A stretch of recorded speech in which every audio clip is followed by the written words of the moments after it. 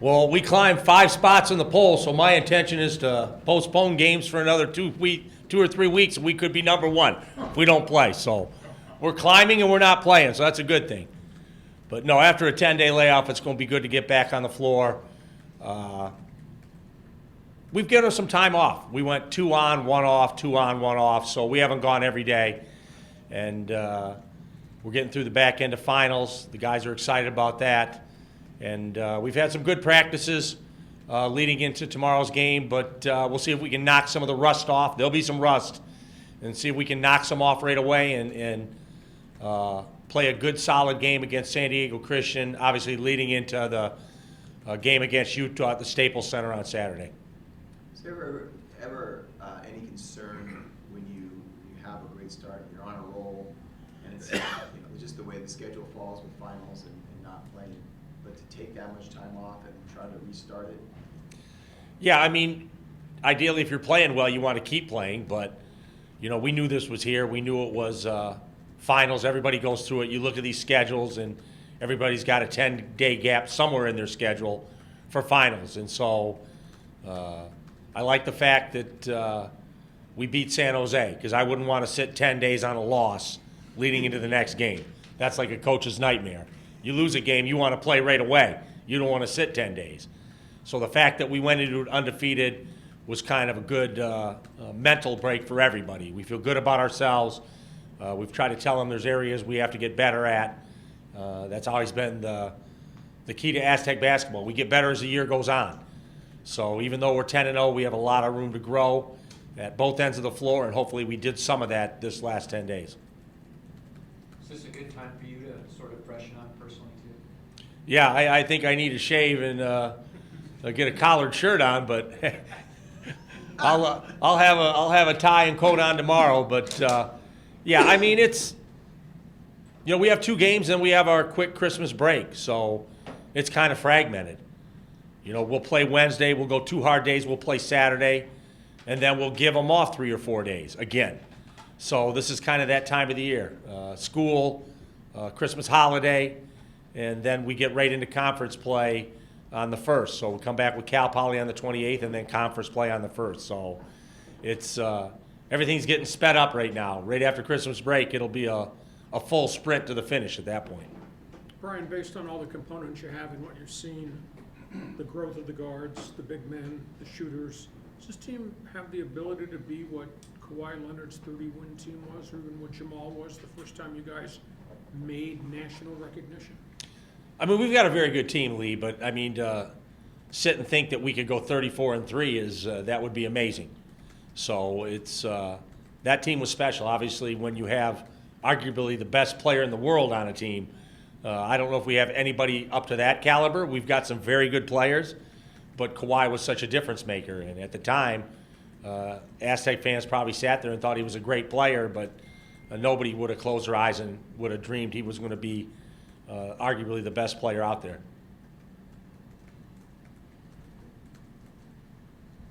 Coach, when the players talk about what it's like to play at Staples Center on Saturday, are you kind of concerned that maybe they get a little too excited playing an event like that, especially with guys who've never played it before in such a historic meeting? I mean, I hope they get excited about being in the Staples Center.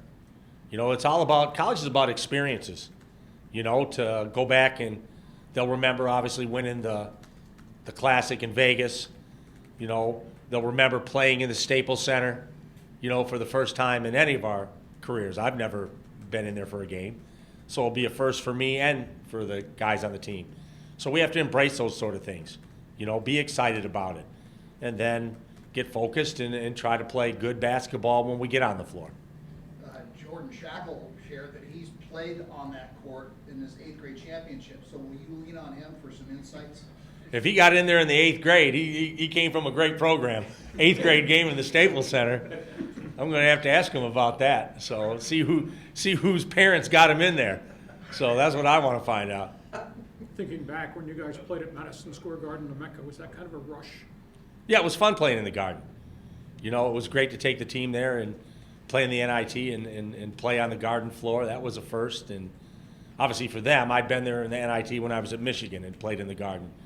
But then to go to the Staples for the first time, you know, that's an exciting time. So, and the opponent's going to be very good.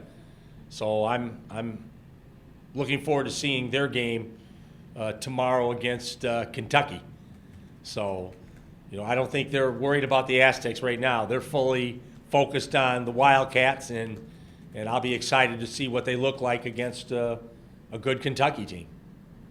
You talk about, you know, wanting to embrace the experience at Staples, but did you learn any lessons just observing from when you went to Madison Square Garden? The guys were pretty hyped up, took a lot of photos on the floor, and they came out and played maybe the first game of the season the next night. Was there any, you know, did you draw anything from that you will apply this time? You know, I think it was fun to be there. You know, obviously you want to play well, but you want them to have that moment, to be in the Garden, to take pictures, to experience those things in life. And obviously, as a coach, I want them to play well. But a lot of that had to do with the opponents we played against at that time. And George Washington was very good. And when we played them in the Garden, they played a 1-3-1 zone, and they controlled tempo, and they were a very good team. So Utah will be a good team, but you know, both teams, I don't know if they've played in the Staples ever either. So it'll be a first-time experience probably for both of us. How did this game come about? Because I know you prefer to play home and homes with Pac-12s. How did it neutralize? This is sort of the trend of power conferences, right? Yeah, the power conferences all want to play neutral games now. You know, they don't want to play a lot of home and homes. So they get the boost of not playing a home game from an RPI standpoint or a index standpoint to play a neutral. So it's a little higher value than a home game. So instead of running the risk and coming and playing a true road game, they play a neutral game, and they still get a boost if they can win on a neutral court, like we did against Iowa and Creighton. You know, it's carries a little more value to play a game that's not on your home floor. What are your thoughts on being third in the net ranking, and what is that? Can you give an explanation of what that ranking is in comparison to the last? I have no idea what it means, other than the NCAA uses it to seed the tournament and look at how you're doing. So it's more of a, you know, they have different metrics. It's your offensive, defensive efficiency. It's your scoring margin, where you play. And so there's a lot of information that goes into it. And so, you know, we're really excited to have that higher ranking. But it tells us, validates our scheduling a little bit. You know, everybody questioned what kind of schedule we played. And out of the 10 games, we played 5 either on neutrals or road games, and then 5 home games. And I think if you looked at any of the teams up at the top, you know, that's why we're so high, because we played road or neutral games. A lot of the Power 5 schools have not played that many on the road that are up there in the rankings. They probably played more like 7-3 home to road games or neutrals. Brian, when you're recruiting, can you sales pitch a kid that we played at Madison Square Garden, or next year we're going to be at Diamond Head, or we played in Maui, or we're playing at Staples Center? Does that carry some intangible to help you get a kid to look at this? Yeah, when we recruit, we tell them we'll play anyone, anywhere. And we sell Maui, obviously. Not a lot of Mountain West teams get to go to Maui, and we've been blessed to be there 3 times. And we usually have our pick of tournaments, and we've been invited to the Atlantis and the Bahamas, but I choose not to go that many time zones. If I could play in Hawaii or Vegas or up in the Wooden Legacy in LA where our fans can get there and it doesn't take 2 days to get to an event, those are the things I'd like to play in. And so obviously we'll play any opponent anywhere, and I think it's good for our recruiting. Let the kids know we're after, that we don't shy away from anybody. How do you look at tomorrow night's game? Is it a tune-up, knock the rust off kind of thing, or you got to take it serious? Yeah, it's more, I told the team that I'm most concerned to how we look against ourselves, our level of play. You know, San Diego Christian is going to put everything they have into the game, but I want to see if we're playing up to our expectations, not that that's anything against San Diego Christian. I want us to have a high bar for what we think of ourselves and to play every possession like it means something, and to go out and compete at a high level and play the right way. And so if we do that, it'll be a good way to get back on the floor and get our legs underneath us and see if we have some carryover from before the break and into the next portion of our schedule.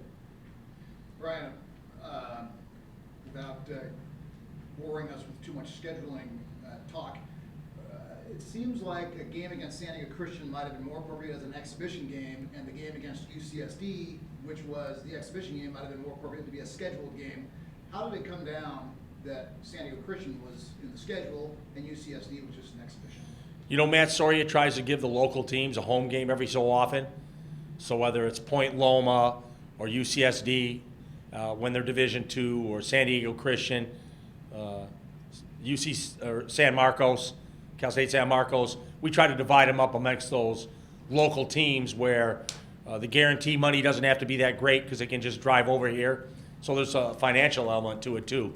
And we just try to spread it out a little bit instead of playing that same team every year. It just happened that this was the year we decided to play San Diego Christian. Is there ever any grief given to you by the conference that weakens the schedule, weakens the RPI, weakens the net for the conference? Yeah, well, there was a time we used to play 2 non-Division I teams, and the conference said you can't do that anymore. And so this is our only non-Division I, and it doesn't count against you anyway. It doesn't go into the metrics. It doesn't go into the, I don't believe into the NAT or the Ken Palm or all the metrics they use. It's just a game. So no matter how we play, they don't count it against a Division I measuring stick. So I think it's a perfect time to play it after finals, after 10 days off, to try to play a game like this where we're not playing the reverse order of this, playing Utah tomorrow and then having San Diego Christian on Saturday. I think it's the right order to do it, and it's worked out well from a scheduling standpoint.